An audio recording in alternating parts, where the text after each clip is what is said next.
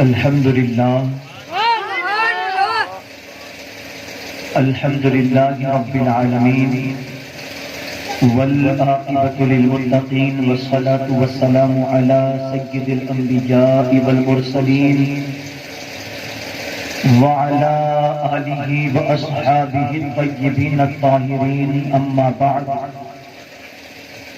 فاعوذ باللہ من الشیطان الرجیم بسم اللہ الرحمن الرحیم قد جاءکم من اللہ نور وکتاب مبین آمنت باللہ صدق اللہ العظیم وبلغنا رسولہ النبی الامیر المختار الکریم ونحن علی ذلک لمن الشاہدین والشاکرین والحمد للہ رب العالمین غوث اعظم بمن بے سر و ساما مدد قبلہ دی مدد کعبہ ایمان مدد بگرداب بنا افتاد کشتی ضعیفانوں سے کشتارا کو پشتی بحق خواجہ عثمان ہارون مدد کن یا معین الدین چشتی مدد کن یا معین الدین چشتی مدد کن یا معین الدین چشتی۔ آئیے سب سے پہلے ہم اور آپ مل کر انتہائی محبت و عقیدت کے ساتھ گنبد خضرا میں آرام فرمانے والے آقا و مولا حضور تاجدار مدینہ ساقی حوض کوثر بے کسوں کے کس بے بسوں کے بس سیاح لامکان نائب پروردگار عالم جناب احمد مجتبی محمد عربی مصطفیٰ ارواحنا فداہ صلی اللہ علیہ وسلم کی بارگاہ بے کس پناہ میں جس طرح سے میں آپ کو درود پاک پڑھاؤں میرے ساتھ مل کر بآواز بلند پڑھنے کی کوشش کریں۔ الصلاۃ والسلام علیک یا رسول اللہ، الصلاۃ والسلام علیک یا حبیب اللہ، الصلاۃ والسلام علیک یا نبی اللہ وعلی آلک واصحابک یا حبیب اللہ صلی اللہ تعالی علیہ وسلم۔ میرے پیارے آقا صلی اللہ تعالی علیہ وسلم کے پیارے دیوانوں،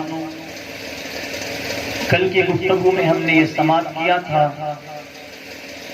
کہ اہل بیت اطہار کن مقدس لوگوں کو کہا جاتا ہے۔ ان کے فضائل میں آپ نے قرآن کی آیتوں کو سماعت کیا، حدیث مصطفیٰ کو بھی آپ نے سنا۔ انہی اہل بیت حضور کے گھر والوں کے تعلق سے اور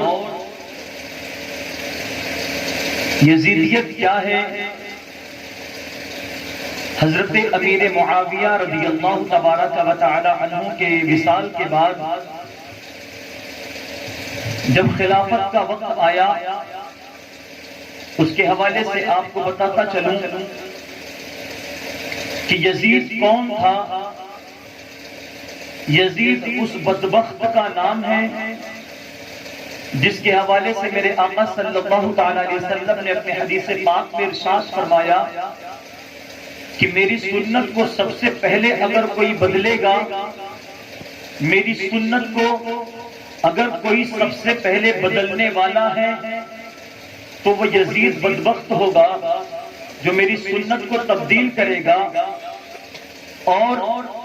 اللہ و رسول کے فرامین پر وہ عمل نہیں کرے گا۔ اس کی ایک جھلک میں آپ کے سامنے رکھوں۔ جب حضرت امیر معاویہ رضی اللہ تبارک و تعالی عنہ کے وصال کے بعد ابھی یہ خبر مکہ اور مدینہ تک نہیں پہنچی تھی کہ حضرت امیر معاویہ رضی اللہ تبارک و تعالی عنہ کا وصال ہو چکا ہے، اس سے پہلے یزید نے موقع کا فائدہ اٹھاتے ہوئے حکمرانی کے کرسی پر جا بیٹھا اور بیٹھنے کے بعد اب وہ یہ چاہنے لگا کہ جس قدر ہو سکے لوگوں کو جلدی جلدی اپنے ہاتھ پر بیعت کرے اور لوگوں کو اپنے تابع کر لے، کیونکہ اس وقت ایک ذات ایسی بھی تھی، ایک مقدس ذات ایسی بھی باقی تھی کہ جس کے حوالے سے کہا جاتا ہے کہ وہ سر کٹا تو سکتا ہے لیکن سر جھکا نہیں سکتا۔ وہ حسین پاک کی ذات تھی، وہ علی کے مرتضیٰ کے خون کی ذات تھی، وہ سیدہ فاطمہ کے دودھ کا اثر تھا کہ وہ ذات باقی تھی کہ جس کی وجہ سے یزید پریشان تھا کہ اگر ہم ان سے جلدی بیعت نہیں کریں گے تو پھر ہو سکتا ہے کہ ہمارے ہاتھ سے یہ تمام کی تمام چیزیں ختم ہو جائے، ہمارے ہاتھوں سے یہ حکمرانی چلی جائے۔ عزیزان ملت اسلامیہ، جب یزید نے اپنے کرسی پر بیٹھا اور بیٹھ کر جب حکمرانی شروع کیا تو مروان نامی ایک شخص تھا جس کو اللہ کے رسول صلی اللہ تعالی علیہ وسلم کی بارگاہ میں جب وہ پیدا ہوا تو اس کے والد نے لا کر اس کے اللہ کے رسول علیہ السلام کی بارگاہ میں اس کو لے کر آیا تو اللہ کے رسول صلی اللہ تعالی علیہ وسلم نے ارشاد فرمایا یہ گرگٹ کا بیٹا گرگٹ ہے۔ اس مروان نے یزید کو یہ مشورہ دیا کہ اے یزید، اگر تم یہ چاہتے ہو کہ تمہاری حکومت برقرار رہے، تمہاری حکومت قائم رہے، تو سب سے پہلے حسین ابن علی سے تم بیعت کرو۔ حسین ابن علی کو تم مجبور کرو کہ وہ مکہ سے روانہ ہو کر، وہ مدینہ سے روانہ ہو کر تمہارے پاس آئیں اور آ کر تمہارے ہاتھ پر بیعت کریں۔ عزیزان ملت اسلامیہ، اس کے بعد کیا ہوتا ہے؟ یزید ایک پیغام نافذ فرماتا ہے، ایک خط لکھتا ہے بارگاہ حسین کے لیے، اور اس کے اندر لکھا رہتا ہے کہ حضرت امام علی مقام علی جدہ علیہ السلام کو یزید نے بیعت کے لیے بلایا ہے۔ ساتھ میں حضرت عبد الرحمن بھی ہوتے ہیں اور حضرت ابن عمر بھی وہاں موجود ہوتے ہیں، اور ان لوگوں کا نام لکھ کر باقاعدہ خط کے اندر یہ لکھا ہوتا ہے کہ یزید بیعت کے لیے آپ کو طلب کرتا ہے، یزید آپ کو بلا رہا ہے۔ جب حضرت امام علی مقام رضی اللہ تبارک و تعالی عنہ جب کوفہ پہنچتے ہیں تو جب وہاں جانے کے بعد ہوتا یہ ہے کہ حضرت امام علی مقام علی جدہ علیہ السلام کو یزید کے پاس لے کر جایا جاتا ہے۔ یہ مروان کہتا ہے ولید کے ساتھ یزید کے پاس لے کر جایا جاتا ہے۔ امام علی مقام علی جدہ علیہ السلام سے کہا جاتا ہے یزید کے ہاتھ پر بیعت کرو، یزید کے ہاتھ پر اپنا ہاتھ دے کر بیعت کرو۔ حضرت امام علی مقام رضی اللہ تبارک و تعالی عنہ ارشاد فرماتے ہیں مجھے سوچنے کا وقت چاہیے، مجھے تھوڑا وقت چاہیے، اور اس کے بعد امام علی مقام یزید کے دربار سے باہر نکل جاتے ہیں۔ وہ مروان نامی شخص جو تھا اس بدبخت نے یزید سے کہا کہ اگر حسین تم سے بیعت نہ کرے تو پھر ان کو بیعت نہ کرنے کی وجہ سے ان کو یوں ہی چھوڑ نہ دینا بلکہ ان کو قتل کر دینا۔ یزید کو اس نے کہا مروان نامی شخص کہ اگر حسین تمہارے ہاتھ پر بیعت نہ کرے تو تم ان کو قتل کر دینا، قتل کے علاوہ کوئی چارہ نہیں ہوگا۔ مروان کا مشورہ سن کر یزید خوش ہو جاتا ہے اور پھر ان سے دوبارہ خط بھیجا جاتا ہے حضرت امام علی مقام رضی اللہ تبارک و تعالی عنہ کی بارگاہ میں۔ حضرت امام علی مقام رضی اللہ تبارک و تعالی عنہ ارشاد فرماتے ہیں ابھی تو شام کا وقت ہے، ابھی تو رات کا وقت ہے، میں اس وقت نہیں آ سکتا، مجھے صبح ہونے تک کا انتظار کرنا ہوگا، اس کے بعد میں یزید کے پاس جب آؤں گا تو میرا جو فیصلہ ہوگا میں یزید کو سناؤں گا۔ عزیزان ملت اسلامیہ، اس کے بعد حضرت امام علی مقام علی جدہ علیہ السلام رات کا وقت گزرتا ہے، اپنے چاہنے والوں سے ارشاد فرماتے ہیں کہ وہ وقت قریب ہے کہ اب ہمیں مدینہ چھوڑ کر مکہ کی جانب روانہ ہونا ہوگا، اب ہمیں مدینہ چھوڑ کر اپنے نانا کے شہر کو چھوڑ کر ہمیں مکہ کی طرف ہجرت کرنا ہوگا۔ اللہ اکبر، میرے پیارے آقا صلی اللہ علیہ وسلم کے پیارے دیوانوں، امام علی مقام رضی اللہ تبارک و تعالی عنہ اپنے تمام لوگوں سے کہتے ہیں کہ اب وہ وقت آ چکا ہے، اب یزید کی بدبختی اتنی زیادہ بڑھ چکی ہے کہ ہم سے بیعت کرنے کے لیے کہتا ہے، اب وہ وقت آ گیا کہ ہم مدینہ سے ہجرت کر کے مکہ کی جانب چلے، مدینہ سے ہجرت کر کے اپنے قافلے والوں کو، اپنے گھر والوں کو ہم مکہ کی طرف لے کر جائیں۔ عزیزان ملت اسلامیہ، حضرت امام علی مقام علی جدہ علیہ السلام نے تمام لوگوں سے مشورہ کیا، سب سے کرنے کے بعد حضرت امام علی مقام رضی اللہ تبارک و تعالی عنہ اپنے نانا جان کے دربار میں جاتے ہیں، اللہ کے رسول صلی اللہ علیہ وسلم کے روضہ مقدسہ پر حاضر ہوتے ہیں اور نانا جان جو سلام پیش کرتے ہیں۔ سلام پیش کرنے کے بعد حضرت امام علی مقام رضی اللہ تبارک و تعالی عنہ بارگاہ مصطفیٰ میں عرض کرتے ہیں اے میرے نانا جان، اس شہر سے بڑھ کر میرے لیے کوئی شہر نہیں ہے، آپ کے اس شہر سے بڑھ کر مدینہ منورہ سے زیادہ کوئی شہر مجھے پیارا نہیں نہیں ہے، لیکن میرے نانا جان میں کوفیوں کی وجہ سے، میں غداروں کی وجہ سے میں اتنا پریشان ہو چکا ہوں کہ اب مجھے ہجرت کر کے مکہ کی طرف جانا ہوگا، مجھے مدینہ سے ہجرت کر کے مکہ کی طرف روانہ ہوگا۔ اور نانا کی بارگاہ میں آخری سلام پیش کرتے ہیں اور حسرت بھری نگاہوں سے گنبد خضرا کا دیدار فرماتے ہیں۔ نانا کی بارگاہ میں روتے ہیں، گڑ گڑاتے ہیں اور کہتے ہیں نانا جان میرا آخری سلام قبول فرما لے، نانا جان میرا آخری سلام قبول فرما لے۔ اس کے بعد حضرت امام علی مقام رضی اللہ تبارک و تعالی عنہ اللہ کے رسول صلی اللہ علیہ وسلم کی خدمت میں سلام پیش کر کے حضرت امام علی مقام رضی اللہ تبارک و تعالی عنہ کوفہ مکہ معظمہ کی جانب روانہ ہو جاتے ہیں۔ راستے میں کئی سارے معاملات پیش آتے ہیں۔ جب مکہ والوں کو یہ خبر ملتی ہے کہ حضرت حسین ابن علی تشریف لے آ رہے ہیں تو مکہ والوں کی خوشی کا ٹھکانہ نہیں ہوتا۔ مکہ والے بالکل خوش ہو جاتے ہیں اور جس راہ سے امام علی مقام رضی اللہ تبارک و تعالی عنہ آنے والے تھے اس راہ کی طرف لوگوں نے اپنی نگاہوں کو بچھا دیا، اس راہ پر لوگوں نے اپنی نگاہوں کو بچھا دیا اور اس چیز کی کھوج میں رہے، اس چیز کی فکر میں رہے اور مشتاق رہنے لگے کہ حضرت امام علی مقام کب مکہ میں اپنا قدم رکھے۔ عزیزان ملت اسلامیہ، جب حضرت امام علی مقام رضی اللہ تبارک و تعالی عنہ کی آمد کی خوشی جب لوگوں نے دیکھی تو ایک دوسرے کو اس کی خبر پہنچائی اور لوگ ذوق در ذوق امام علی مقام کی آمد کے لیے، ان کو خوشخبری سنانے کے لیے، ان کا استقبال کرنے کے لیے مکہ کے راستوں پر لوگ آئے اور امام علی مقام کا پرجوش استقبال کیا گیا مکہ کے اندر۔ اس کے بعد حضرت امام علی مقام رضی اللہ تبارک و تعالی عنہ نے مکہ معظمہ میں اپنا مقیم بنے۔ مکہ معظمہ کے اندر حضرت امام علی مقام رضی اللہ تبارک و تعالی عنہ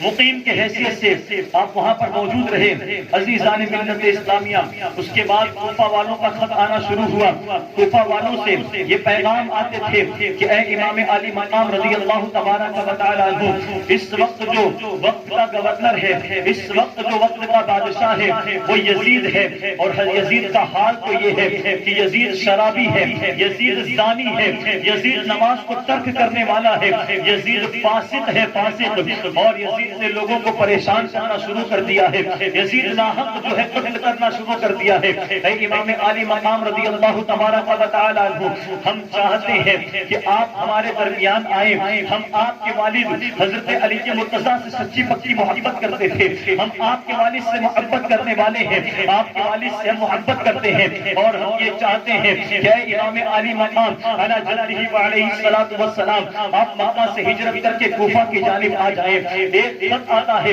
امام علی مقام رضی اللہ تبارک و تعالی عنہ کے پاس، ایک ہفتے کے اندر میں کئی سارے خطوط آتے ہیں۔ امام علی مقام جواباً تحریر فرماتے ہیں کہ میں اپنی طرف سے ایک شخص کو کوفہ کی جانب بھیجتا ہوں جن کا نام حضرت مسلم بن عقیل ہے۔ اگر مسلم بن عقیل وہاں پہنچنے کے بعد ہم سے یہ کہیں کہ کوفہ کے حالات جو ہے اچھے ہیں، کوفہ والوں کی طرف سے غداری کا کوئی نام و نشان نہیں ملتا، اگر حضرت امام مسلم کی جانب سے ہمیں یہ پیغام ملے کہ کوفہ کے حالات بالکل درست ہیں تو پھر میں آپ کی طرف آنے کے لیے، کوفہ ہجرت کرنے کے لیے پھر میں تیار ہو جاؤں گا۔ وہ خبر کوفہ والوں تک پہنچتی ہے۔ اس کے بعد کوفہ تک وہ خبر پہنچنی ہی تھی کہ تقریباً امام کی خدمت میں 53 خطوط آتے ہیں، 53 خط آتے ہیں جس کے اندر یہ لکھا رہتا ہے اے امام علی مقام رضی اللہ تبارک و تعالی عنہ، آپ کوفہ کی جانب ہجرت کریں، ہمارے درمیان کوئی اچھا حاکم نہیں ہے، ہمارے پاس کوئی اچھا حاکم نہیں ہے، آپ ہجرت کر کے کوفہ کی جانب آئیں۔ اللہ اکبر۔ حضرت امام علی مقام رضی اللہ تبارک و تعالی عنہ نے حضرت مسلم بن عقیل رضی اللہ تبارک و تعالی عنہ کو آپ ارشاد فرماتے ہیں کہ اے مسلم بن عقیل، اے عقیل کے بیٹے، تم کوفہ کی جانب روانہ ہو جاؤ اور کوفہ کے حالات کیسے ہوں گے تم مجھ کو خبر دینا۔ اگر کوفہ کے حالات بہتر رہے تو پھر میں یہاں زیادہ دن رکنے والا نہیں، میں مکہ سے ہجرت کر کے پھر کوفہ کی طرف آ جاؤں گا۔ اللہ اکبر۔ میرے پیارے آقا علیہ الصلوۃ والتسلیم کے پیارے دیوانوں، حضرت امام مسلم رضی اللہ تبارک و تعالی عنہ امام علی مقام کا پیغام پاتے ہی آپ کوفہ کی جانب روانہ ہو جاتے ہیں، کوفہ کی جانب ہجرت کر جاتے ہیں۔ حضرت امام مسلم کے ساتھ آپ کے دو صاحبزادے بھی تھے، ایک کا نام نام محمد تھا، ایک کا نام ابراہیم تھا. وہ چھوٹے چھوٹے بچے وہ ننھی سی جان لے کر حضرت امام مسلم بن عقیل رضی اللہ تبارک و تعالی عنہ مکہ سے ہجرت کر کے کوفہ کی جانب جاتے ہیں. آپ کا کوفہ پہنچنا تھا. جب لوگوں کو معلوم ہوتا ہے کہ حضرت امام عالی مقام کی جانب سے مسلم بن عقیل ہمارے لیے آئے ہیں قائد بن کر، تو لوگ جوق در جوق آپ کے استقبال کے لیے کوفہ والے آپ کے سامنے آتے ہیں. اور ہوتا کیا ہے، جب کوفہ والے آپ کو پاتے ہیں تو خوشی سے جھوم اٹھتے ہیں. اور اس کے بعد حضرت امام مسلم بن عقیل رضی اللہ تبارک و تعالی عنہ کے ہاتھ پر تقریباً 40,000 کوفیوں نے بیعت کی اور آپ کو اپنا سردار مانا. امام عالی مقام کے ہاتھ پر ان لوگوں نے بیعت کی. عزیزان ملت اسلامیہ، میرے پیارے آقا صلی اللہ تعالی علیہ وسلم کے پیارے دیوانوں، جب یہ خبر ولید کو پہنچی، ولید کو جب یہ خبر ملتی ہے کہ امام مسلم بن عقیل رضی اللہ تبارک و تعالی عنہ کے ہاتھ پر کوفیوں کی ایک بڑی جماعت نے بیعت کر لی ہے، 40,000 لوگوں نے بیعت کی ہے، تو ولید یہ خبر ابن زیاد تک پہنچاتا ہے. ولید یہ خبر جو ہے وہ یزید تک پہنچاتا ہے اور یزید کو یہ خط لکھتا ہے کہ اس وقت مسلم بن عقیل کوفہ میں داخل ہو چکے ہیں. اور کوفیوں کا حال یہ ہے کہ کوفیوں نے ان کے ہاتھ پر بیعت کرنا شروع کر دیا ہے اور تقریباً 40,000 کوفی ان کے ہاتھوں پر بیعت کر لیے. کوفہ کے لوگ قریب 40,000 سے زائد لوگ حضرت امام مسلم بن عقیل رضی اللہ تبارک و تعالی عنہ کے ہاتھ پر بیعت کرتے ہیں. جب حضرت امام مسلم بن عقیل رضی اللہ تبارک و تعالی عنہ جب ان کی محبت کو دیکھتے ہیں، ان کی طرف سے جذبات کو دیکھتے ہیں، تو پھر آپ ایک خط لکھتے ہیں امام عالی مقام کی خدمت میں. اس خط کا مضمون یہ تھا کہ اے امام عالی مقام رضی اللہ تبارک و تعالی عنہ، یہاں کے حالات بہت ہی بہتر ہیں اور کوفہ کے لوگ، میں جیسے ہی کوفہ میں داخل ہوا یہاں کے لوگ جوق در جوق آئے اور میرے ہاتھ پر لوگوں نے بیعت کیا. میرے ہاتھ کے لوگوں نے بیعت کیا اور یہ ہم سے محبت کرنے والے ہیں. یہ جس طرح حضرت مولا کائنات سے محبت کا دم بھرتے تھے، اسی طرح یہ ہم سے بھی محبت کرنے کا دعویٰ کرتے ہیں اور ہم سے بھی محبت کرنے کا دم بھرتے ہیں. اللہ اکبر. یہ خط لکھ کر حضرت امام مسلم بن عقیل رضی اللہ تبارک و تعالی عنہ اس خط کو مکہ معظمہ کی جانب رواں فرما دیتے ہیں. انہیں کیا معلوم تھا کہ آنے والے وقت میں وہ کوفی جو تمہارے ہاتھ پر بیعت کر چکے ہیں وہ جو ہے اپنی طرف سے اپنے وعدے سے وعدہ خلافی کریں گے اور اپنے بیعت کو توڑنے پر مجبور ہو جائیں گے. اللہ اکبر. جب یہ خط امام مسلم بن عقیل رضی اللہ تبارک و تعالی عنہ نے روانہ کیا امام عالی مقام کی طرف، اس کے بعد ولید نے خط لکھا یزید کی طرف اور کہا کسی حاکم کو بھیجو ورنہ کوفہ کی سرداری ہمارے ہاتھ سے نکل جائے گی اور کوفہ ہمارے ہاتھ سے نکل جائے گا، کوفہ نہیں بچے گا. اللہ اکبر. یزید کیا کرتا ہے، ابن زیاد کو یہ حکم دیتا ہے کہ اے ابن زیاد، اب تم اپنی حکمرانی کو چھوڑ کر تم کوفہ کی جانب روانہ ہو جاؤ، کوفہ کی طرف تم روانہ ہو جاؤ. میں تم کو کوفہ کا حاکم بناتا ہوں، کوفہ کا سردار بناتا ہوں. اللہ اکبر. ابن زیاد وہاں سے روانہ ہوتا ہے اور لوگوں میں خبر ہوتی ہے. کوفہ والوں کو یہ معلوم تھا کہ حضرت امام عالی مقام علی جدہ علیہ الصلوۃ والسلام کوفہ کی جانب آنے والے ہیں. ابن زیاد اپنے گھر سے نکلا، اپنے حکمرانی سے، حکومت سے نکلا. جب وہ کوفہ کی جانب آیا، کوفہ کے قریب پہنچا تو اس نے ایک الگ لباس تیار کیا. ابن زیاد کو معلوم تھا کہ اگر میں کوفہ میں اپنے لباس کے اندر داخل ہوں گا تو پھر کوفہ والے مجھے چھوڑیں گے نہیں بلکہ میرے جان کے دشمن ہو جائیں گے. اس لیے ابن زیاد نے اپنے کپڑے کو تبدیل کیا اور اس نے کپڑا ایسا پہنا کہ لگے کہ امام حسین رضی اللہ تبارک و تعالی عنہ کوفہ میں داخل ہو رہے ہیں. ابن زیاد رات کی تاریخ میں کوفہ کے اندر داخل ہوتا ہے، اپنی اونٹنی پر سوار ہوتا ہے، تقریباً 20 لوگوں کے ساتھ ابن زیاد کوفہ میں داخل ہوتا ہے. کوفہ میں داخل ہوتا ہے جیسے ہی جب کوفہ والوں کو معلوم پڑتا ہے کہ ایک قافلہ آ رہا ہے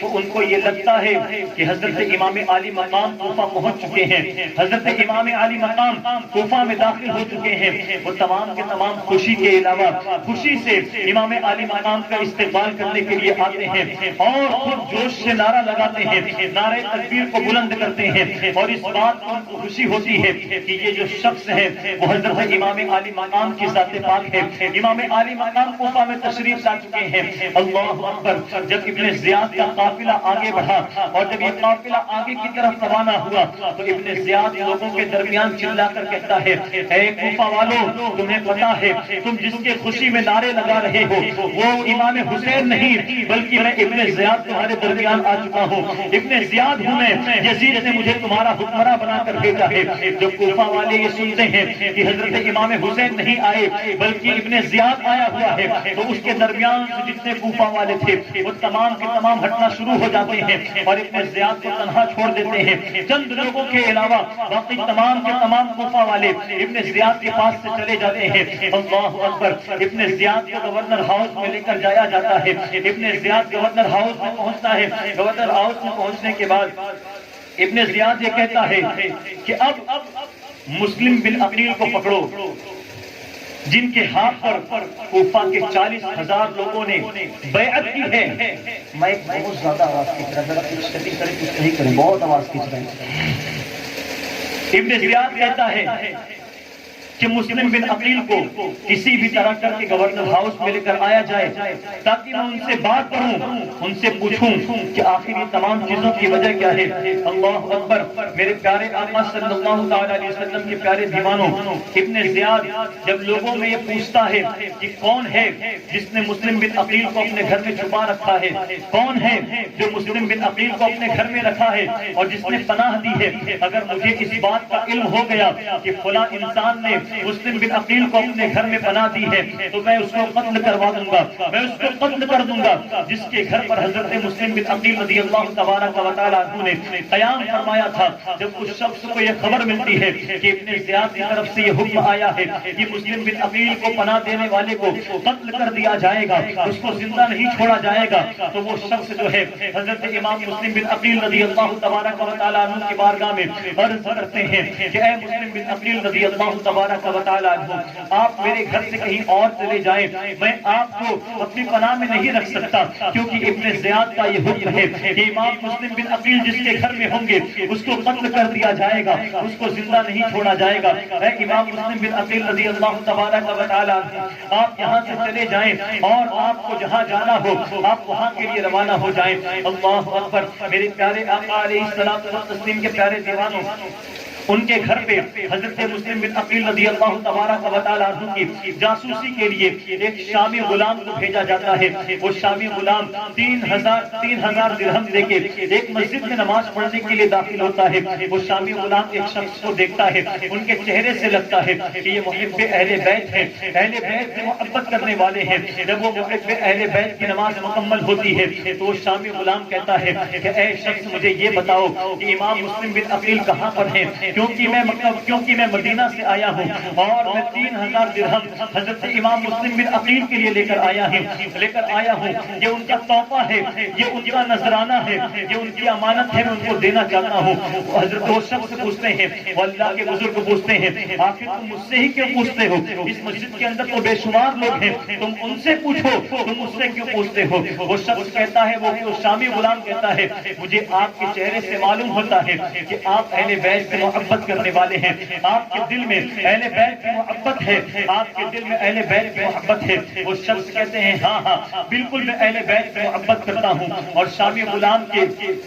سکنجے میں آ جاتے ہیں۔ اس کے بعد شامی غلام سے کہتے ہیں کہ عبیدہ کے گھر، ابو عبیدہ کے گھر حضرت امام مسلم بن عقیل مقیم ہے، تم ان کے گھر پہ چلے جاؤ، تمہیں اس بات کی خبر ہو جائے گی کہ مسلم عقیل کہاں ہے۔ اللہ اکبر۔ وہ شامی غلام جاسوسی کے لیے جناب عبیدہ کے گھر پہ جاتا ہے اور جا کر کہتا ہے کیا مسلم بن عقیل یہاں پر موجود ہیں؟ وہ شخص کہتے ہیں ہاں مسلم بن عقیل میرے گھر پر موجود ہیں۔ وہ کہتے ہیں تم کس لیے آئے ہو؟ وہ کہتے ہیں کہ میں 3,000 درہم لے کر آیا ہوں ہوں، یہ ان کی امانت ہے، حضرت مسلم بن عقیل کی امانت ان کے سپرد کرنے آیا ہوں۔ اللہ اکبر۔ وہ شامی غلام حضرت مسلم بن عقیل کی بارگاہ میں آتا ہے اور کہتا ہے کہ میں آپ کے لیے 3000 درہم لے کر آیا ہوں، اس کو آپ قبول فرما لیں، اس کو آپ قبول فرما لیں۔ حضرت امام مسلم بن عقیل فرماتے ہیں تم ہو کون؟ وہ شخص کہتا ہے کہ میں مکہ سے آیا ہوں، میں مدینہ سے آنے والا شخص ہوں اور میں آپ کے لیے 3000 درہم لے کر آیا ہوں، یہ آپ کی امانت ہے، کسی نے مجھے دیا ہوا ہے۔ اللہ اکبر۔ لیکن حضرت امام مسلم بن عقیل کو کہاں اس بات کی خبر تھی کہ ابن زیاد نے وہ 3000 درہم دیے تھے کہ وہ امام مسلم بن عقیل کا پتہ کر سکیں اس 3000 درہم کے عوض میں۔ اللہ اکبر۔ حضرت امام مسلم بن عقیل رضی اللہ تبارک و تعالی عنہ کی بارگاہ میں وہ شامی غلام ہر روز آتا، صبح کے وقت آتا، شام تک بیٹھ کر حضرت مسلم بن عقیل سے بات کرتا، جو بھی دن بھر کے حالات ہوتے وہ ابن زیاد کی بارگاہ میں جا کے ابن زیاد سے تمام چیزوں کو بیان فرماتا۔ وہ شامی غلام ابن زیاد سے جا کر حضرت امام مسلم بن عقیل کی تمام باتوں کو بتاتا۔ کئی دنوں تک یہ جاسوسی چلتی رہی۔ اس کے بعد ابن زیاد کہتا ہے کہ جاؤ مسلم بن عقیل کی جاسوسی کرنے والوں، مسلم بن عقیل کو گرفتار کر کے میرے پاس لے کر آؤ۔ اللہ اکبر۔ حضرت مسلم بن عقیل رضی اللہ تبارک و تعالی عنہ فرماتے ہیں جب میں نے گھوڑوں کی آواز سنی تو میں سمجھ گیا کہ اب لگ رہا ہے کہ میرے اوپر حملہ ہونے والا ہے، لوگ میرے اوپر حملہ کرنے والے ہیں۔ اللہ اکبر۔ حضرت مسلم بن عقیل رضی اللہ تبارک و تعالی عنہ سمجھ جاتے ہیں، اپنی تلوار کو اپنے نیام سے باہر نکالتے ہیں اور جنگ کے لیے آپ تیار ہو جاتے ہیں۔ اس کے بعد جب آپ باہر دیکھتے ہیں تو ایک لشکر آپ کا گھیراؤ کر چکا ہوتا ہے، ایک لشکر آپ کے جس مکان کے اندر آپ موجود تھے اس گھر کا گھیراؤ ہو جاتا ہے، لوگ آپ کو گرفتار کر لیتے ہیں۔ میرے پیارے آقا علیہ الصلوۃ والتسلیم کے پیارے دیوانوں، حضرت امام مسلم بن عقیل رضی اللہ تبارک و تعالی عنہ کو لوگ گھیر لیتے ہیں۔ اس کے بعد حضرت امام مسلم بن عقیل اپنے تلواروں کا سہارا لیتے ہوئے ان سے جنگ کرتے ہیں۔ جنگ کرتے کرتے نوبت یہ آتی ہے کہ ایک شخص کی تلوار سے وہ آپ پر ایسا وار کرتا ہے کہ اس تلوار سے آپ کا ہونٹ کٹ جاتا ہے اور آپ کے 2 دانت شہید ہو کر زمین پر گر جاتے ہیں۔ اللہ اکبر۔ حضرت مسلم بن عقیل رضی اللہ تبارک و تعالی عنہ لڑتے لڑتے بالکل نڈھال ہو جاتے ہیں، زخم کی تاب نہ لاتے ہوئے جناب ہانی کے گھر پر آپ ٹیک لگا کر کھڑے ہو جاتے ہیں۔ لشکر والوں نے کہتے ہیں کہ میں تم کو پناہ دیتا ہوں، اے مسلم بن عقیل میں تمہیں پناہ دیتا ہوں، میں تم کو اپنی پناہ میں لیتا ہوں، اے لوگوں کوئی مسلم بن عقیل پر حملہ نہ کرو۔ عزیزان ملت اسلامیہ، وہ کہتے ہیں کہ سچ میں کیا تم مجھے پناہ دیتے ہو؟ وہ کہتا ہے ہاں میں تمہیں پناہ دے رہا ہوں، کوئی آپ پر حملہ نہیں کرے گا آپ کو، لیکن میں جیسا کہوں گا آپ کو ویسا کرنا ہوگا، آپ کو ابن زیاد کے پاس چلنا ہوگا، ابن زیاد آپ سے کچھ بات کرنا چاہتا ہے۔ حضرت امام مسلم بن عقیل رضی اللہ تبارک و تعالی عنہ فرماتے ہیں ٹھیک ہے۔ حضرت امام مسلم بن عقیل کو ایک اونٹ پر بٹھایا جاتا ہے، آپ کے ہاتھ کو باندھ دیا جاتا ہے۔ حضرت امام مسلم بن عقیل گورنر ہاؤس کے قریب پہنچتے ہی تھے کہ آپ کی تلوار کو آپ کے نیام سے چھین لیا جاتا ہے۔ حضرت امام مسلم بن عقیل رضی اللہ تبارک و تعالی عنہ ارشاد فرماتے ہیں کہ اے لوگوں یہ تمہاری سب سے پہلی غداری ہے، یہ تمہاری پہلی غداری میرے سامنے ہے کہ تم لوگوں نے میری تلوار کو چھینا،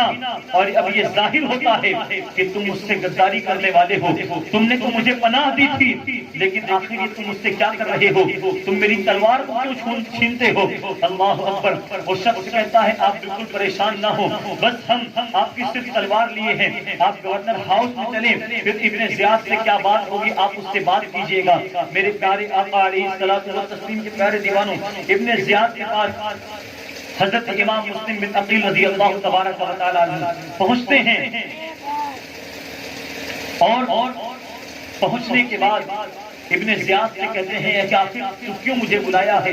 وجہ کیا ہے اس کی؟ ابن زیاد کہتا ہے کہ آپ کے ہاتھ پر 40,000 لوگوں نے بیعت کی ہے، آپ کے ہاتھ پر 40,000 لوگوں نے بیعت کی ہے، یہ کون سا طریقہ ہے؟ آخر آپ نے ایسا کیوں کیا؟ حضرت امام مسلم بن عقیل رضی اللہ تبارک و تعالیٰ عنہ ارشاد فرماتے ہیں یہ جو خلافت ہے وہ خلافت کسی اور کی نہیں بلکہ حضرت امیر معاویہ کے بعد یہ خلافت امام علی مقام کی ہے، امام علی مقام کی یہ خلافت ہے۔ میرے پیارے آقا علیہ الصلوۃ والتسلیم کے پیارے دیوانوں، یزید غصے میں آ جاتا ہے اور کہتا ہے کہ امام مسلم بن عقیل کو قید کر لیا جائے۔ اللہ اکبر! حضرت امام مسلم بن عقیل رضی اللہ تبارک و تعالیٰ عنہ یہ بات سن کر کچھ دنوں کے بعد یزید ابن زیاد میں اور امام مسلم بن عقیل کے اندر باتیں ہوتی ہیں، گفتگو ہوتی ہے۔ اس کے بعد حضرت امام مسلم بن عقیل رضی اللہ تبارک و تعالیٰ عنہ رات کے وقت میں ایک سفر سے نکل جاتے ہیں اور کوفہ کی جانب سے روانہ ہوتے ہیں۔ اللہ اکبر! راستے میں کیا دیکھتے ہیں کہ حضرت جناب ہانی کے گھر سے نکلنے کے بعد حضرت امام مسلم بن عقیل رضی اللہ تبارک و تعالیٰ عنہ کے حوالے سے لوگوں میں یہ خبر پھیلتی ہے کہ امام مسلم کو گرفتار کر لیا گیا ہے اور ہانی نامی جو شخص تھے ان کو قتل کر لیا گیا ہے۔ عزیزان ملت اسلامیہ، حضرت امام مسلم بن عقیل رضی اللہ تبارک و تعالیٰ عنہ رات کے سفر میں نکلے ہیں۔ ایک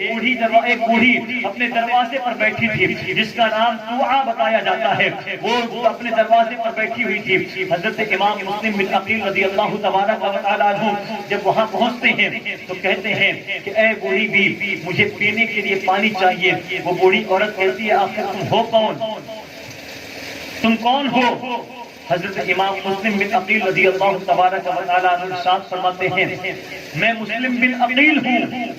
کوفہ والوں نے مجھے خط دے کر مجھے بلایا گیا۔ جب میں کوفہ میں پہنچا تو کوفہ والوں نے مجھ سے غداری کی اور 40,000 لوگوں نے جو میرے ہاتھ پر بیعت کیے تھے ان تمام کے تمام لوگوں نے مجھ سے بیعت کو توڑ لیا، اور حال یہ ہے کہ اب سب نے دغا بازی کی، میرے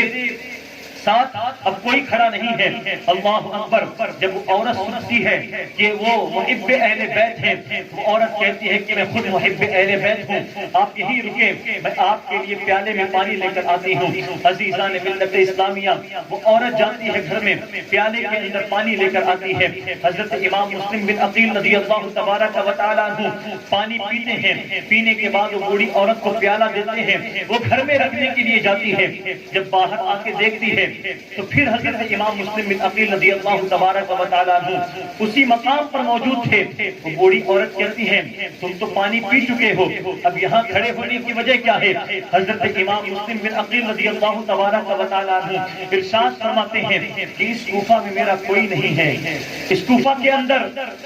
اب میرا کوئی نہیں۔ جن لوگوں نے مجھے بلایا تھا ان لوگوں نے میرے ساتھ دغا بازیاں کی ہیں، میرے چاہنے والوں کی تعداد بہت تھی، لیکن آج وہ وقت ہے کہ لوگ میری جان کے دشمن بن چکے ہیں۔ اس وقت میرا کوئی گھر نہیں، میں کسی کے گھر میں اپنا مقیم نہیں بن سکتا۔ وہ بوڑھی عورت سے کہتے ہیں کیا تمہارے گھر میں کچھ جگہ ہے جہاں میں رک سکوں؟ وہ بوڑھی عورت کہتی ہے ٹھیک ہے، تم میرے گھر میں رک سکتے ہو۔ اللہ اکبر! وہ بوڑھی عورت حضرت امام مسلم بن عقیل رضی اللہ تبارک و تعالیٰ عنہ کو اپنے گھر میں لے کے جاتی ہیں اور اپنے گھر کی صفائی کر کے حضرت امام مسلم بن عقیل کو بیٹھنے کے لیے جگہ عطا فرماتی ہیں۔ امام مسلم بن عقیل اس مقام پر بیٹھتے ہیں اور بیٹھنے کے بعد ہوتا یہ ہے رات کی تاریکی میں، رات کے وقت جب اس کا شرابی بیٹا آتا ہے، شرابی بیٹا جب اپنے گھر پہ آتا ہے تو آنے کے بعد کیا دیکھتا ہے کہ اس کی والدہ بار بار ایک کمرے میں جاتی ہے اور کمرے سے باہر نکلتی ہے، بار بار کمرے میں جاتی ہے اور کمرے سے باہر نکلتی ہے۔ وہ شرابی لڑکا اپنی ماں سے پوچھتا ہے اس کمرے کے اندر کیا ہے جو بار بار تو کمرے میں جاتی ہے اور باہر آتی ہے؟ اس کی ماں کہتی ہے کوئی چیز نہیں بیٹا، بس بچے کام سے جاتی ہوں باہر آتی ہوں۔ جب رات کا وقت ہوتا ہے تو اس کا شرابی بیٹا کمرے میں جا کر دیکھتا ہے تو حضرت امام مسلم بن عقیل موجود رہتے ہیں، صبح کا انتظار کرتا ہے اور صبح جب ہوتی ہے تو جا کر ابن زیاد سے کہتا ہے کہ جس انسان کو ہمیں کھوج تھی، جس انسان کو ہم تلاش کر رہے تھے وہ کہیں اور نہیں بلکہ میرے گھر کے اندر موجود ہے، وہ میرے گھر میں پناہ لیے ہوئے ہے۔ ابن زیاد کی طرف سے ایک لشکر آتا ہے اور اس گھر کا گھراؤ کر کے حضرت امام مسلم بن عقیل رضی اللہ تبارک و تعالیٰ عنہ کو گرفتار کر لیتا ہے۔ گرفتار کر کے ابن زیاد کے پاس لے کر جایا جاتا ہے۔ اللہ اکبر، میرے پیارے آقا علیہ الصلوۃ والتسلیم کے پیارے دیوانوں، ابن زیاد کی بارگاہ میں حضرت امام مسلم بن عقیل رضی اللہ تبارک و تعالیٰ عنہ پہنچنے کے بعد ابن زیاد سے کہتے ہیں کہ اے ابن زیاد، ہم تیرے ہاتھ پر بیعت کسی صورت میں نہیں کر سکتے، ہم تیرے ہاتھ پر، ہم یزید کے ہاتھ پر بیعت کسی صورت میں نہیں کر سکتے، کیونکہ یزید وہ شخص ہے، یزید وہ بدبخت ہے کہ جس نے اللہ کے رسول صلی اللہ تعالیٰ علیہ وسلم کو سنت کو مٹایا، وہ فاسق ہے، وہ داڑھی کو کھلاتا ہے، اس نے زنا کو عام کیا۔ یزید وہ بدبخت ہے کہ جس نے زنا کو عام کیا، یزید وہ بدبخت ہے کہ جس نے اپنے بہنوں کے ساتھ شادی کرنے کو جائز قرار دیا، جس نے اپنے ماں کے ساتھ شادی کرنے کو اور اس کے ساتھ سمبند بنانے کو جائز قرار دیا۔ میں اس یزید کے ہاتھ پر کیسے بیعت کر سکتا ہوں؟ اس خبیث کے ہاتھ پر میں کیسے بیعت کر سکتا ہوں؟ اس کے بعد ابن زیاد کہتا ہے اگر تم کو بیعت کرنا ہے تو بہتر ہے، ورنہ ہم تمہارے سر کو تمہارے تن سے جدا کر دیں گے۔ میرے پیارے آقا علیہ الصلوۃ والتسلیم کے پیارے دیوانوں، حضرت امام مسلم بن عقیل رضی اللہ تبارک و تعالیٰ عنہ فرماتے ہیں ہمارا سر تو جدا ہو سکتا ہے، ہمارے سر سے، ہمارے تن سے ہمارا سر تو جدا ہو سکتا ہے، لیکن ہم تمہارے ہاتھ پہ کبھی بیعت کرنے کے لیے راضی نہیں ہوں گے۔ امام عالی مقام کو دیکھیں، اگر امام علی مقام رضی اللہ تبارک و تعالیٰ عنہ چاہتے تو یزید کے ہاتھ پر بیعت کر لیتے، اور یزید بیعت سے خوش ہو کر امام علی مقام کو بے شمار دولت بھی عطا فرماتا، لیکن امام علی مقام رضی اللہ تبارک و تعالیٰ عنہ پھر نانا کا جو وعدہ وفا کرنا تھا، نانا کا جو وعدہ تھا اس کو وفا کرنا تھا، اگر یزید کے ہاتھ پر بیعت کر لیتے تو دنیا کا خزانہ تو مل جاتا، لیکن نانا کے سامنے پھر حضرت امام علی مقام کیا جواب دیتے؟ آج اگر ہم دیکھیں تو تھوڑے سے مال کے لیے، تھوڑے سے پیسے کے لیے ہم اپنے ایمان کا سودا کر دیتے ہیں، ہم اپنے ایمان کا سودا کر لیتے ہیں تھوڑی سی رقم کے لیے، تھوڑے سے پیسے کے لیے۔ مسلمانوں یاد رکھو، یہ پیسے زیادہ دن تک رہنے والی چیز نہیں ہے، یہ دولت، یہ شہرت، یہ زیادہ دن تک نہیں ہے۔ جب تک کہ تم زندہ ہو اس وقت تک تمہاری شہرت رہ سکتی ہے، اور یہ پیسے جو تمہارے ہیں وہ زیادہ دن تک باقی رہنے والے نہیں، بلکہ پیسہ ختم ہونے کا ایک وقت بھی آتا ہے۔ تو جس نے ایمان کا سودا کیا پیسوں کے لیے، وہ کل حضور کو اپنا منہ کیسے دکھائے گا؟ تو نبی کا نواسہ پھر کیسے اپنے ایمان کا سودا کر سکتا تھا؟ اور اس شیطان کے ہاتھ میں، اس یزید کے ہاتھ میں، اس زانی کے ہاتھ میں کیسے اپنا ہاتھ دے کر وہ بیعت کرتے؟ تو امام علی مقام نے فرمایا کہ میں اپنا سر تو دے سکتا ہوں، لیکن کبھی اپنے ہاتھ دے کر میں بیعت کرنے والا نہیں۔ میرے پیارے آقا علیہ الصلوۃ والتسلیم کے پیارے دیوانوں، حضرت امام مسلم بن عقیل ابن زیاد سے فرماتے ہیں کہ اے ابن زیاد سن لے، میں تیرے ہاتھ پہ ہرگز بیعت نہیں کروں گا، اور اس وقت تو مجھے، میں جانتا ہوں کہ ہو سکتا ہے کہ میرے موت کا وقت قریب آ چکا ہے۔ ابن زیاد کہتا ہے کہ مسلم بن عقیل کو گرفتار کر لو اور ان کو جیل کے اندر داخل کر دو۔ اللہ اکبر۔ حضرت مسلم بن عقیل رضی اللہ تبارک و تعالیٰ عنہ جب گورنر ہاؤس کے دروازے پر پہنچتے ہیں، وہاں پر لوگوں کی قطار لگی رہتی ہے، لوگ یزید کی بارگاہ میں جاتے ہیں، اس سے مل کر واپس آتے ہیں۔ امام مسلم بن عقیل رضی اللہ تبارک و تعالیٰ عنہ جب یزید کے دروازے پر پہنچتے ہیں تو آپ ارشاد فرماتے ہیں کوئی مجھے تھوڑا پانی دے دے کیونکہ میرا حلق سوکھ چکا ہے۔ کہنے والا کہتا ہے کہ اے مسلم بن عقیل، ہم تمہیں پانی ہرگز نہیں دینے والے، ہم تمہیں پانی ہرگز نہیں دے سکتے، لیکن وہیں پر ایک شخص تھا، اس نے کہا کہ پانی سے منع نہ کرو، مسلم بن عقیل کو تم پانی دو۔ حضرت امام مسلم بن عقیل رضی اللہ تبارک و تعالیٰ عنہ پانی کا کٹورا اپنے ہاتھ میں لیتے ہیں، جیسے ہی پینے کے لیے اپنا منہ لگاتے ہیں، منہ کا پورا خون نکل کر اس کٹورے میں آ جاتا ہے، اس کٹورے میں آتا ہے۔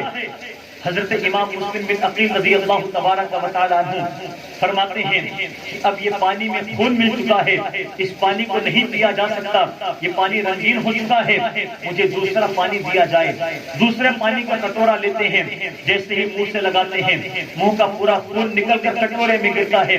امام مسلم بن عقیل رضی اللہ تبارک و تعالیٰ عنہ سمجھ جاتے ہیں کہ اب ہو سکتا ہے میری قسمت میں پانی پینا نہ بچا ہے، اب ہو سکتا ہے میری شہادت کا وقت بالکل قریب آ چکا ہے۔ اللہ اکبر۔ حضرت امام مسلم بن عقیل رضی اللہ تبارک و تعالیٰ عنہ اس کٹورے کو ہوتے ہیں، چھوڑنے کے بعد گورنر ہاؤس کے اندر داخل ہوتے ہیں۔ ابن زیاد سے بات چیت ہوتی ہے، کافی بات کرنے کے بعد مسلم بن عقیل رضی اللہ تبارک و تعالیٰ عنہ ارشاد فرماتے ہیں کہ اے ابن زیاد، مجھے شہید کرنے سے پہلے میں تجھ سے کچھ باتیں کہنا چاہتا ہوں، میں کچھ وصیتیں کرنا چاہتا ہوں، اور تو اگر میری وصیت کو مان لے تو بہتر ہوگا۔ ابن زیاد کہتا ہے ٹھیک ہے، اب وصیت کریں۔ اللہ اکبر۔ حضرت امام مسلم بن عقیل رضی اللہ تبارک و تعالیٰ عنہ ارشاد فرماتے ہیں میں سب کے سامنے یہ چیز نہیں کہہ سکتا، یہ وصیت میں تنہائی میں کسی ایک شخص سے کروں گا۔ ابن سعد کو کہتا ہے کہ اے ابن سعد، مسلم بن عقیل کی جو وصیت ہے اس کو تم سن لو اور پھر دیکھا جائے گا، جیسا ہوگا ویسا کیا جائے گا۔ ابن سعد ایسے مقام پر حضرت امام مسلم بن عقیل کو لے کر جاتا ہے جہاں سے ابن زیاد اور ابن سعد کا جو فاصلہ تھا بالکل نظر آیا کرتا تھا۔ امام مسلم بن عقیل رضی اللہ تبارک و تعالیٰ عنہ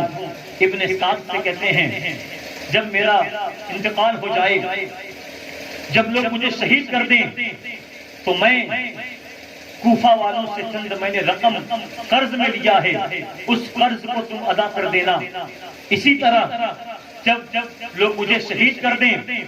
تو میرے جسم کو تم دفنا دینا اور میرے کفن کو تیار کروا لینا۔ اللہ اکبر۔ پھر اس کے بعد حضرت امام مسلم بن عقیل رضی اللہ تبارک و تعالیٰ عنہ ارشاد فرماتے ہیں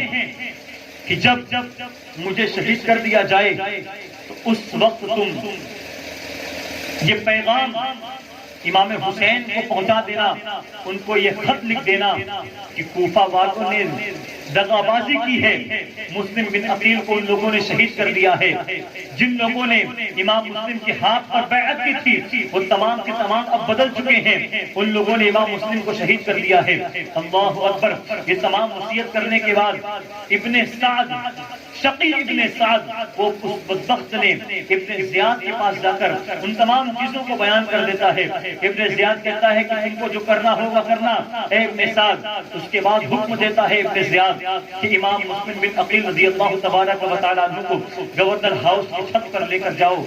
اور ان کو اتنا مارو، اور مارنے کے بعد ان کے جسم سے ان کے سر کو جدا کر کے گورنر ہاؤس کی چھت سے ان کو زمین پر پھینک دو۔ اللہ اکبر۔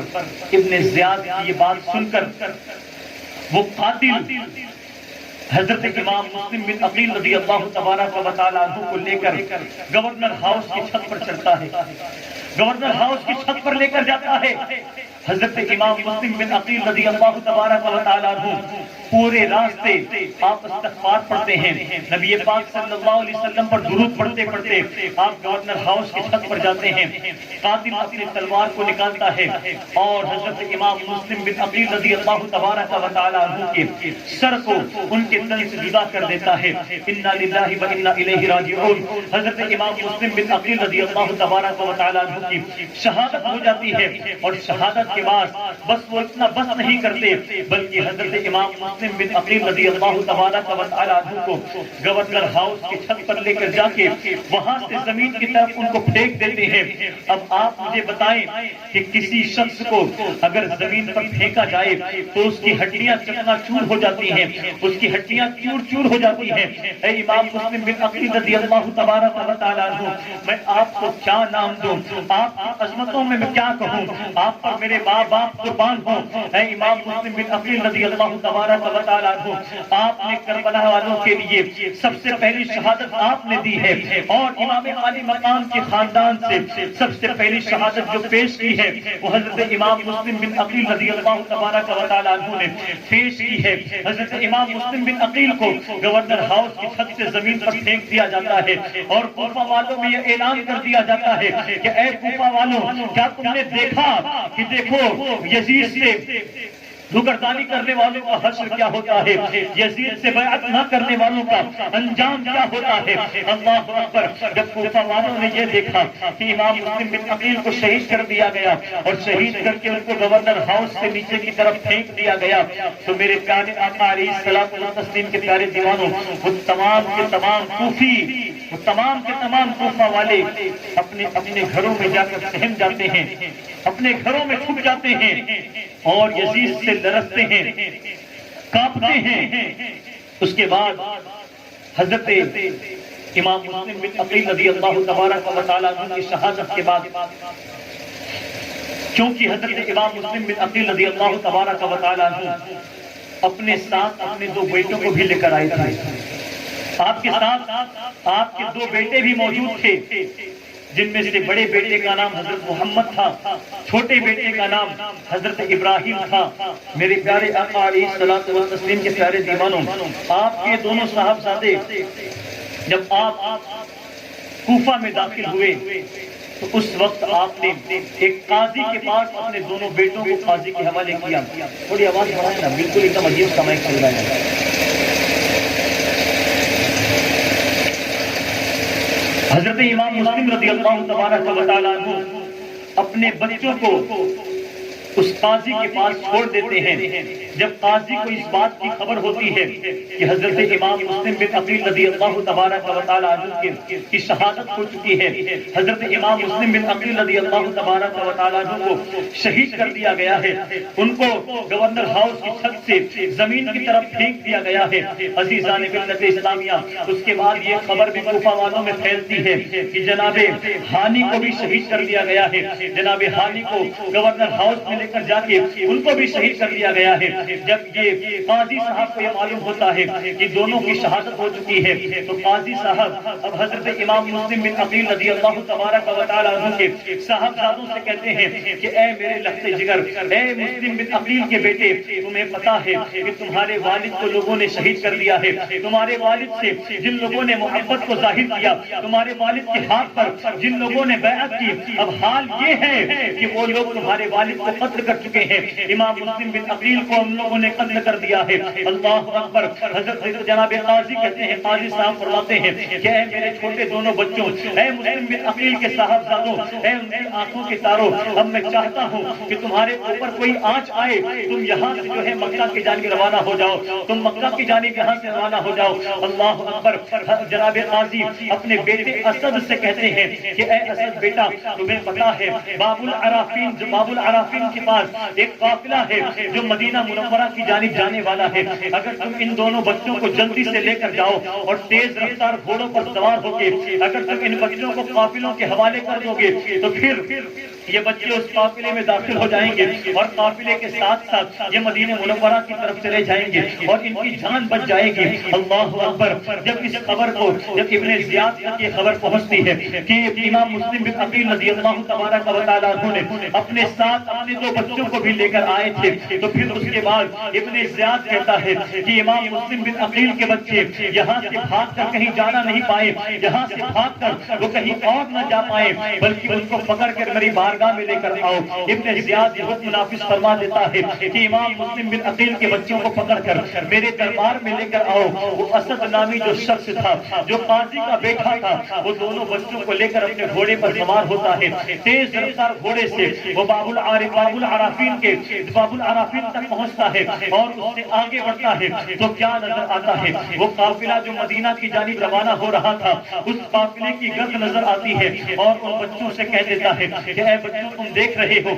وہ دیکھو وہ گرد نظر آ رہی ہے، اگر تم تیزی کے ساتھ چل کر وہاں پہنچو گے تو اس قافلے کو تم پا جاؤ گے اور قافلے کو پانے کے بعد اس قافلے کو پکڑ لینا اور تم بھی مدینہ کی جانب روانہ ہو جانا، کیونکہ یہ جتنے بھی یہ کوفہ والے ہیں یہ سب کے سب اہل بیت کے خون سے خون کے پیاسے ہیں، اہل بیت کے خون سے یہ پیاسے ہیں۔ یزید پیاسا ہے کیونکہ یزید کے ہاتھ پر امام عالی مقام نے بیعت نہ کی۔ اللہ اکبر، وہ چھوٹے چھوٹے ننھی سی جان اپنے چھوٹے چھوٹے پیروں سے چل کر اس قافلے کا پیچھا کرتے ہیں، قافلے کے پیچھے دوڑتے ہیں۔ حال یہ ہوتا ہے رات کی تاریکی ہے، چھوٹے چھوٹے بچے ہیں، چھوٹا چھوٹا دل ہے، دل ان کا لرزتا جا رہا ہے۔ سناٹے میں اپنے چھوٹے چھوٹے پیروں سے دوڑ کر اس قافلے کی جانب جب روانہ ہوتے ہیں اور دل میں خوف بھی ہے، رات کی تاریکی ہے۔ آپ مجھے یہ بتائیں، ہمارا چھوٹا سی بچہ جس کی عمر 10 سال یا 7 سال کی ہو، اگر اس کو رات کی تاریکی میں کسی جگہ پر چھوڑ دیا جائے، سنسان بیان میں چھوڑ دیا جائے، تو بچہ چیخیں مارتا ہے، رو رو کر بے حال ہوتا ہے۔ قربان جاؤں میں اس امام مسلم بن عقیل کے بچوں پر جنہوں نے اتنا جذبہ دکھایا، اپنی طاقتوں کو انہوں نے سلامت رکھا اور وہاں سے دوڑتے دوڑتے قافلہ کا پیچھا کرتے ہیں۔ وہ دونوں بچے خوب دوڑتے ہیں، خوب دوڑتے ہیں، پیروں میں ورم آتا ہے، تھک ہار جاتے ہیں۔ جب صبح ہوتی ہے تو کیا دیکھتے ہیں، انہوں نے پوری رات محنت کی اور دوڑ دوڑ کر اس قافلے کا پیچھا کیا، لیکن قافلے کو نہ پا سکے اور جس مقام سے دوڑے تھے واپس گھوم پھر کر اسی مقام پر آتے ہیں۔ اللہ اکبر، اتنے میں صبح ہوئی اور صبح کے وقت حضرت امام مسلم بن عقیل رضی اللہ تبارک و تعالیٰ عنہ کے جو بچے دونوں تھے، ان بچوں نے دیکھا کہ کہنے والا کہہ رہا ہے کہ ابن زیاد کا حکم ہے کہ مسلم بن عقیل کے بچوں کو پکڑ کر لے کر آؤ۔ اللہ اکبر، صبح کے وقت دونوں بچوں کو پکڑا جاتا ہے۔ یزید کے لوگوں نے امام مسلم بن عقیل کے بچوں کو پکڑ کر ابن زیاد کے پاس لے کر جاتے ہیں۔ ابن زیاد فرماتا ہے کہ ان دونوں بچوں کو جیل کے اندر داخل کر دو، ان کو قید کر دو، اور میں خبر یزید کے پاس بھیجتا ہوں، یزید سے مشورہ کروں گا کہ مسلم بن عقیل کے بچوں کا کیا کرنا ہے، اور جب یزید یہ فیصلہ کرے گا کہ ان کے بچوں کے ساتھ کیا کرنا ہے، پھر اس کے بعد ان کا انجام جو ہوگا وہ ہوگا۔ اللہ اکبر، جو دروغہ تھا، جیل کا جو دروغہ تھا جس کا نام مشکور بتایا جاتا ہے، جس کا نام بتایا جاتا ہے، وہ دروغہ جو ہے اہل بیت سے محبت کرنے والا تھا۔ جب امام مسلم بن عقیل کے بچوں کو دیکھتا ہے، وہ پیاری پیاری صورت کہ جن کے صورت کو کبھی امام عالی مقام کرتے تھے، جس کی صورت کو حضرت امام مسلم بن عقیل کبھی بوسہ دیا کرتے تھے، وہ پیاری پیاری صورت، وہ ننھی سی جان جس کو امام مسلم بن عقیل نے اپنے گود میں کھلایا ہو اور لاڈ پیار کیا ہو، وہ مسلم بن عقیل کے چھوٹے چھوٹے بچے آج جیل کے اندر قید کیے گئے ہیں۔ اللہ اکبر، مشہورہ نامی جو داروغہ تھا وہ کہتا ہے کہ تم گھبراؤ نہیں، بس کچھ دیر کی بات ہے، رات ہو جائے پھر میں تم کو جیل سے آزاد کر دوں گا۔ وہ اہل بیت سے محبت کرنے والا وہ مشہور نامی شخص تھا۔ جب رات ہوتی ہے تو وہ شخص کیا کرتا ہے، حضرت امام مسلم بن عقیل رضی اللہ تبارک و تعالیٰ عنہ کے دونوں بیٹوں کو جیل سے رہا کرتا ہے اور اپنے گھر پر لے کے جاتے ہیں۔ گھر پہ لے جا کے ان بچوں کو کھانا کھلاتے ہیں، ان کو اچھے کپڑے پہناتے ہیں، ان کو آرام کرنے کے لیے کہتے ہیں۔ اس کے بعد کچھ وقت گزرنے کے بعد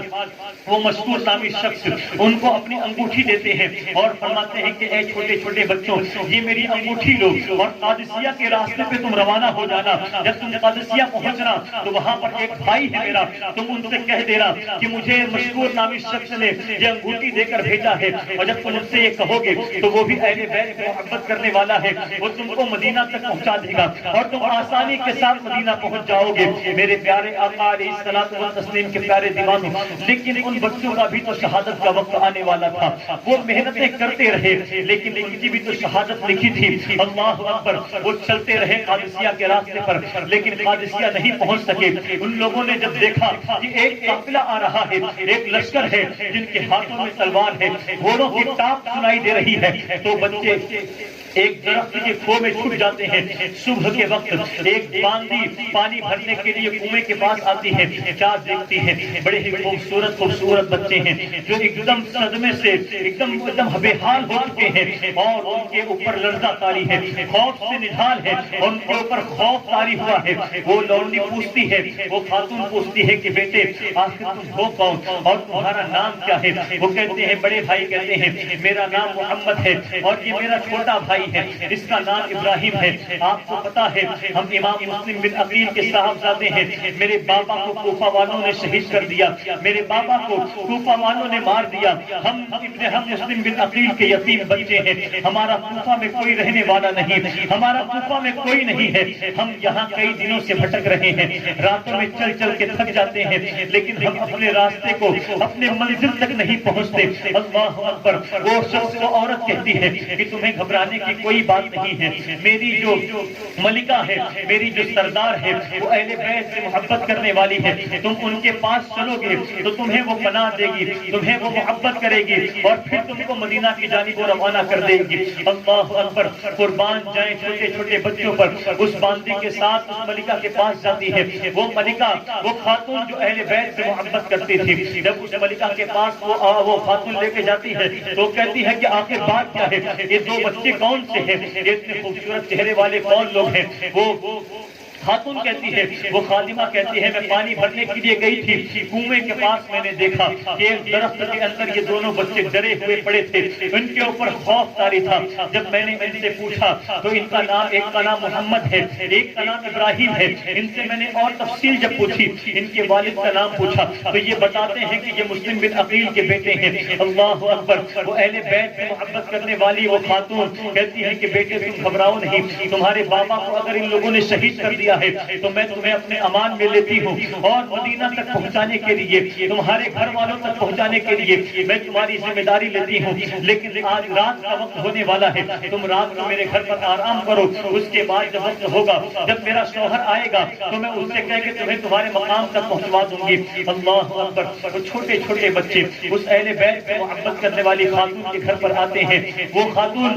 ان کو نہلاتی ہے، ان کو صاف ستھرے کپڑے پہناتی ہے، ان کو کھانے کھلاتی ہے اپنے ہاتھوں سے اور ایک کمرے میں لے جا کر ان کو کہتی ہے بچوں تم یہاں پر سو جاؤ۔ اللہ اکبر۔ رات کا وقت ہوتا ہے، دونوں بچے گہری نیند میں ہیں، بڑے بھائی خواب دیکھتے ہیں کہ بڑے بھائی نے خواب دیکھا اور خواب سے بیدار ہوتے ہیں اور اٹھ کر اپنے چھوٹے بھائی ابراہیم کو اٹھاتے ہیں، اٹھا کر ان سے کہتے ہیں میرے چھوٹے بھائی ابراہیم، میں نے خواب دیکھا ہے کہ میرے ابا جان حضرت امام مسلم بن عقیل رضی اللہ تبارک و تعالی عنہ، میرے نانا حضرت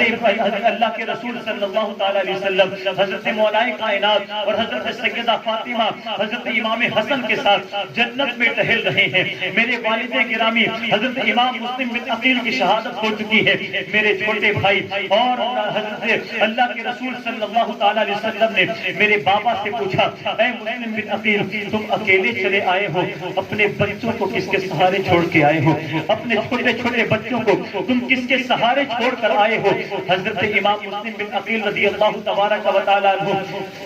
اللہ کے رسول صلی اللہ تعالی علیہ وسلم کی بارگاہ میں عرض کرتے ہیں کہ یا رسول اللہ صلی اللہ تعالی علیہ وسلم، کوفہ والوں نے مجھے شہید کر دیا، میں آپ کے پاس آ گیا ہوں، لیکن وہ زیادہ وقت نہیں بچا ہے کہ میرے دونوں بیٹے بھی بس قریب ہیں کہ آپ کے پاس آنے والے ہیں، میرے دونوں بیٹے بھی ان قریب ان کی شہادت ہونے والی ہے، میرے آقا وہ بھی بہت جلد آپ کے پاس پہنچنے والے ہیں۔ اللہ اکبر۔ وہ دونوں چھوٹے چھوٹے بچے ایک دوسرے کے گلے لگتے ہیں اور زاہو قطار رونا شروع کرتے ہیں، پھوٹ پھوٹ کر روتے ہیں۔ حارث نامی بدبخت جو شخص تھا وہ رات کے وقت اپنے گھر پہ آتا ہے اور جب وہ شور و گل سنتا ہے کہ یہ رونے کی آواز کہاں سے آ رہی ہے تو اپنے بیوی سے پوچھتا ہے یہ اپنے گھر میں رونے کی آواز کہاں سے آتی ہے؟ تو وہ بیوی کہتی ہے اس کی یہ اپنے گھر سے نہیں بلکہ ہو سکتا ہے کوئی پڑوس سے رونے کی آواز آ رہی ہو، لیکن یہ رونے کی آواز بار بار آ رہی تھی۔ حارث کہتا ہے، اٹھتا ہے اپنے بستر سے، کہتا ہے تو میرے سامنے سے ہٹ جا، میں جا کے دیکھنا چاہتا ہوں آخر اپنے گھر میں کون ہے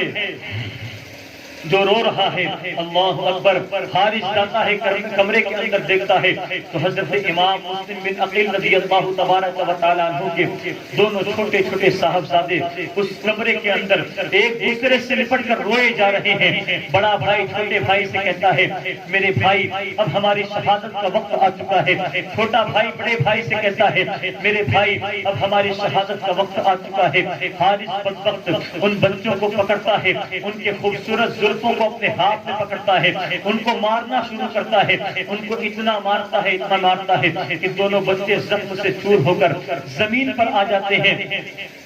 حارث کی بیوی آ کر کہتی ہے اے حارث بدبخت، اہل بیت سے تم محبت نہیں کرتے،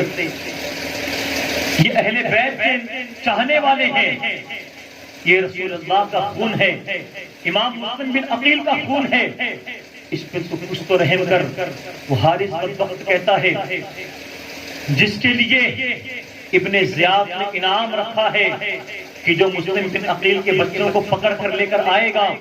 اس کو بے شمار انعامات دیے جائیں گے،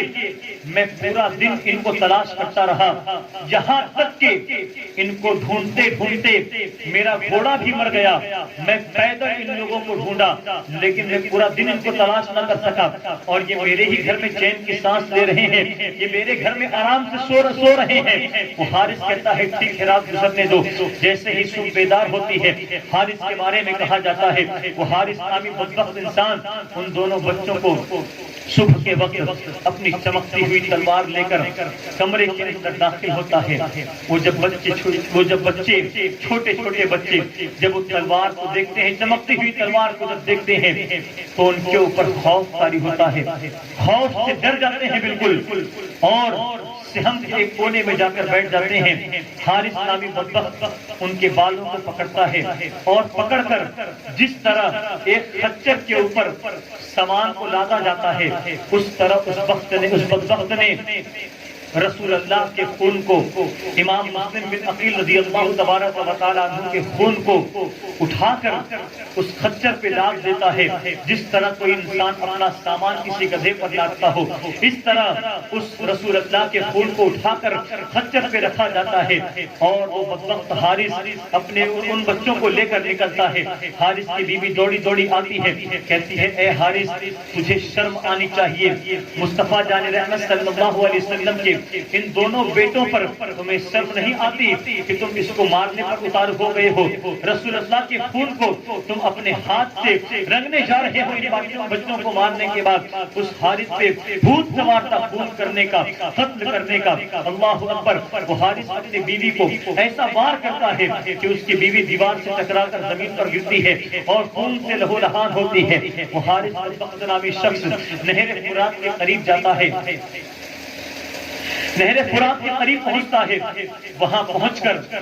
ان بچوں کو خچر سے نیچے اتارتا ہے، پھر اس کی بیوی دوڑے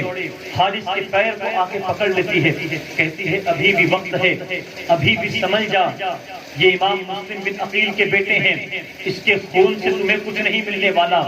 دنیا کا تھوڑا سی مال تو مل جائے گا لیکن قیامت کے دن اللہ کے سامنے تو کیا منہ دکھائے گا، قیامت کے روز تو مصطفیٰ جان رحمت صلی اللہ علیہ وسلم کو کیا منہ دکھائے گا۔ اللہ اکبر۔ پھر حارث اپنے بیوی کے اوپر وار کرتا ہے خنجر سے، اور وہ بیوی جو ہے حارث کی زمین پر ڈھیر ہوتی ہے، زخموں کی تاب نہ لاتے ہوئے زمین پر گر کر بے ہوش ہو جاتی ہے۔ حارث کہتا ہے اپنی چمکتی ہوئی تلوار اپنے نیام سے نکالتا ہے، دونوں بچوں کے ہاتھ کو باندھتا ہے، اس کے بعد حارث اپنی تلوار کو بلند کیا ہی تھا کہ بڑے بھائی نے صدا دی کہ اے شخص اگر تو ہمیں قتل کرنا چاہتا ہے تو سب سے پہلے تو مجھے کرنا، کیونکہ میں اپنے چھوٹے بھائی کو قتل ہوتا ہوا دیکھ کر، اس کو تڑپتا دیکھ کر میں برداشت نہیں کر سکتا، میں اپنے چھوٹے بھائی کو قتل ہوتا دیکھ کر، اس کے تڑپتے ہوئے جسم کو دیکھ کر میں برداشت نہیں کر سکتا، میرے اندر برداشت کرنے کی طاقت نہیں ہے۔ چھوٹا بھائی کہتے ہیں، ابراہیم کہتے ہیں کہ اے حارث اگر تجھے قتل کرنا ہے تو سب سے پہلے تو مجھے کر، کیونکہ میں اپنے بڑے بھائی کو قتل ہوتا ہوا دیکھ نہیں سکتا، میرے اندر اتنی طاقت نہیں کہ میرے بڑے بھائی کو میرے سامنے قتل کیا جائے۔ اللہ اکبر۔ وہ حارث جس کے اندر ذرہ برابر بھی رحم نام کی چیز نہیں تھی، دونوں بچوں کو، حضرت امام محمد کو اور حضرت ابراہیم کو ایک ساتھ میں کھڑا کرتا ہے اور ایک ہی وار سے اپنی تلوار کی ایسی ضرب لگاتا ہے کہ حضرت محمد اور حضرت ابراہیم کی ایک ساتھ میں ان کی گردن نکل جاتی ہے اور ان کی شہادت ہو جاتی ہے۔ انا للہ و انا الیہ راجعون۔ حضرت محمد اور حضرت ابراہیم کی بھی شہادت ہو جاتی ہے۔ حضرت امام مسلم کی شہادت ہوئی، امام مسلم کے فوراً کچھ دنوں کے بعد حضرت امام مسلم کے بیٹوں کی، حضرت محمد اور ابراہیم کی شہادت ہوتی ہے۔ وہ حارث نامی بدبخت خوشی کے مارے محمد و ابراہیم کے جسم کو نہر فرات میں پھینک دیتا ہے، اور ان کے سر کو ایک ٹوکری کے اندر رکھ کر ابن زیاد کے پاس پہنچتا ہے. ابن زیاد سے کہتا ہے اے ابن زیاد، جس چیز کی تمہیں طلب تھی میں ان کو قتل کر کے تمہارے پاس لے کر آیا ہوں. ابن زیاد سے کہتا ہے اب جو میرا انعام و اکرام ہے، تم نے کہا تھا نا کہ مسلم بن عقیل کو جو لے کر آئے گا میں اس کو بے شمار انعام دوں گا. حارث کہتا ہے اے ابن زیاد، یہ دیکھو میں مسلم بن عقیل کے بچوں کے سر کو لے کر آیا ہوں تمہارے پاس. ابن زیاد کہتا ہے بدبخت، کم عقل، میں نے یزید کو یہ پیغام بھیجا تھا کہ امام مسلم بن عقیل کو میں نے زندہ گرفتار کیا ہے اور میں ان بچوں کو آپ کے پاس بھیجنے والا ہوں. اب جب یزید مجھ سے پوچھے گا کہ مسلم بن عقیل کے دونوں بچے کہاں ہیں تو میں اب یزید کو کیا جواب دوں گا؟ تو ان بچوں کو تو نے قتل کر دیا اور اس کے سر کو لا کر بڑا فخر محسوس کرتا ہے. ابن زیاد ایک شخص کو آواز دیتا ہے جس کے ہاتھ میں تلوار تھی، اس کا نام بتایا جاتا ہے، اس کا نام مقاتل تھا، یعنی وہ شخص قتل کرنے کا مامور تھا. ابن زیاد کہتا ہے اے مقاتل، حارث کو لے کر جاؤ اور اس کی گردن کو مار دو. حارث کی گردن کو اس کے سر کو اس کے تن سے جدا کر دو. وہ مقاتل اپنی تلوار کو بلند کرتا ہے، حارث کے سر کو اس کے تن سے جدا کر دیتا ہے. نہ خدا ہی ملا نہ وصال صنم، نہ ادھر کے رہے نہ ادھر کے رہے. حارث لالچ میں آ کر حضرت امام مسلم بن عقیل رضی اللہ تبارک و تعالیٰ عنہ کے دونوں بیٹوں کو شہید کیا. لیکن کیا ملا؟ نہ دنیا کی دولت ملی نہ کچھ ملا، بس ہوا یہ کہ انجام اس کا جہنم ہوا اور کل بروز قیامت کو کسی کو منہ دکھانے کے قابل نہیں بچے گا. میرے پیارے آقا صلی اللہ علیہ وسلم کے پیارے دیوانوں، یہ شہادتیں جو ہیں سب سے پہلے کربلا والوں کی شہادت جو دی ہے وہ حضرت امام مسلم بن عقیل رضی اللہ تبارک و تعالی عنہ نے دیا، اور ان کے بعد آپ کے دونوں صاحبزادوں کی شہادت ہوتی ہے. ان شہادت سے ہمیں جو سبق ملتا ہے وہ یہ ہے کہ کبھی مسلمانوں اپنے ایمان کا سودا نہ کرنا. تمہاری جان چلی جائے تو کوئی فکر نہیں کرنا، لیکن کبھی اپنے ایمان کا سودا نہ کرنا. چند پیسوں کے لیے، چند روپیوں کے لیے اگر کوئی تم سے یہ کہے کہ میں تم کو 50 لاکھ روپیہ دیتا ہوں، تم سنیت کو چھوڑ کر وہابیت میں آ جاؤ یا تم اسلام کو چھوڑ کر یہودی بن جاؤ، میں تم کو مالا مال کر دوں گا، تو کبھی مال کی لالچ میں آ کر اپنے دین کو تبدیل نہ کرنا، اپنے دین سے تم رکردانی نہ کرنا، اپنے ایمان سے اپنے ہاتھ کو نہ بیچنا. یہی کربلا والوں نے پیغام دیا کہ ہم سر تو کٹا سکتے ہیں لیکن ہم سر جھکا نہیں سکتے. ہم سر تو کٹا سکتے ہیں لیکن ہم اپنے سر کو جھکا نہیں سکتے. میرے پیارے آقا صلی اللہ علیہ وسلم کے پیارے دیوانوں، یہ ایسی مقدس ذات ہیں کہ جن کی ذات سے ہمیں یہی سبق ملتا ہے کہ اپنے ایمان کی حفاظت کریں، اپنے ایمان کی حفاظت کے ساتھ ساتھ نمازوں کی پابندی کریں. بس اپنے انہی جملوں پر اپنے گفتگو کو ختم کروں گا. اللہ رب العزت ہم سب کو کہنے سننے زیادہ عمل کی توفیق عطا فرمائے، ہمارے گناہوں کو معاف عطا فرمائے، ہم سب کو اہل بیت سچی پکی محبت کی توفیق عطا فرمائے. وما علینا الا البلاغ. السلام علیکم ورحمۃ اللہ وبرکاتہ. کھڑے ہو جائے، صلاۃ والسلام علیہ